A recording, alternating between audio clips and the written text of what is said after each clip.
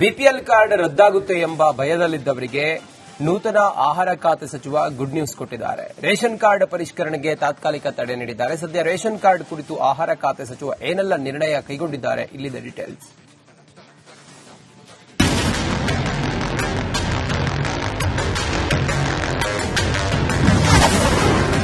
Ration card ಪರಿಷ್ಕರಣೆಗೆ ತಾತ್ಕಾಲಿಕ ತಡೆ. ನೂತನ ಸಚಿವ ರಿಜ್ವಾನ್ ಅರ್ಷದ್ ಸೂಚನೆ. ನೂತನ ಸಚಿವರಾಗಿ ರಿಜ್ವಾನ್ ಅರ್ಷದ್ ಅಧಿಕಾರ ಸ್ವೀಕರಿಸಿದ್ದೇ ತಡ. ಬಿಪಿಎಲ್ ಪಡಿತರ ಚೀಟಿಗಳ ಪರಿಷ್ಕರಣೆ ಕಾರ್ಯವನ್ನು ತಾತ್ಕಾಲಿಕವಾಗಿ ತಡೆ ಹಿಡಿಯಲು ಮುಂದಾಗಿದ್ದಾರೆ. ಇಲಾಖಾ ಅಧಿಕಾರಿಗಳಿಗೆ ಸೂಚನೆ ಕೂಡ ನೀಡಿದ್ದಾರೆ.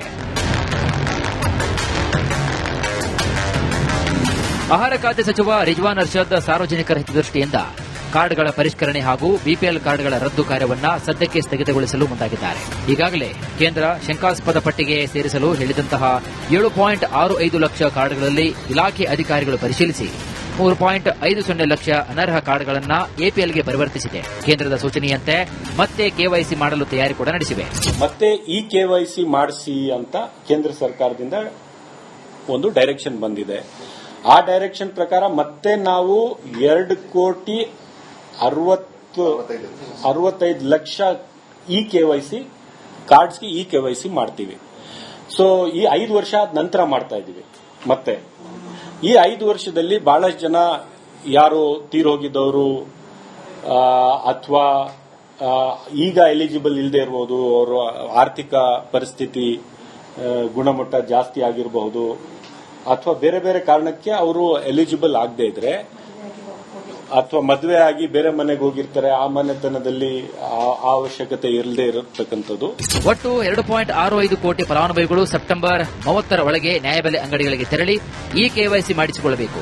ಈ ಪ್ರಕ್ರಿಯೆ ಪೂರ್ಣಗೊಂಡ ಬಳಿಕ ಅನರ್ಹ ಕಾರ್ಡ್ಗಳ ಪ್ರಮಾಣವನ್ನು ತಿಳಿಯಲಿದೆ.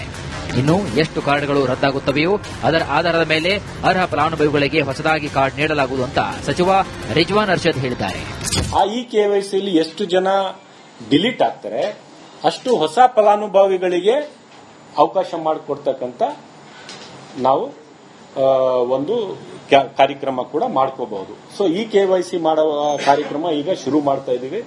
ಸೊ 2,65 ಲಕ್ಷ ಕಾರ್ಡ್ಸ್ ನ ಈ ಕೆವೈಸಿ ಮಾಡ್ತೀವಿ. ಅದರಲ್ಲಿ ಎಷ್ಟು ಡಿಲೀಟ್ ಆಗ್ತವೆ, ಆ ಕ್ಯಾಟಗರಿ ಎಷ್ಟು ಡಿಲೀಟ್ ಆಗ್ತವೆ ಅಷ್ಟು ನಾವು ಹೊಸ ಫಲಾನುಭವಿಗಳಿಗೆ ಅವಕಾಶ ಕೊಡ್ತೇವೆ. ಅಕ್ಕಿ ಕಾಳಸಂತೆ ಮಾರಾಟ ತಡೆಗೆ ಆಹಾರ ಖಾತೆ ಸಚಿವ ರಿಜ್ವಾನ್ ಅರ್ಷದ್ ಕ್ರಮವನ್ನು ಕೈಗೊಂಡಿದ್ದಾರೆ. ಎಲ್ಲ ಗೋದಾಮುಗಳಲ್ಲಿ ಕೂಡ ಸಿಸಿಟಿವಿ, ಆಹಾರ ಸಾಮಗ್ರಿಗಳ ಸರಬರಾಜು ವಾಹನಗಳಿಗೆ ಜಿಪಿಎಸ್ ಹಾಕುವುದಾಗಿ ಕೂಡ ಹೇಳಿದ್ದಾರೆ. ಗೋದಾಮು ಮತ್ತು ಟ್ರಾನ್ಸ್ಪೋರ್ಟ್ ನಿರ್ವಹಣೆಗೆ ಕಮಾಂಡ್ ಅಂಡ್ ಕಂಟ್ರೋಲ್ ಸೆಂಟರ್ ಸ್ಥಾಪಿಸಲಾಗುವುದು. ಇದರಿಂದ ಕಳ್ಳಸಾಗಣೆ, ಕಾಳಸಂತೆ ಮಾರಾಟ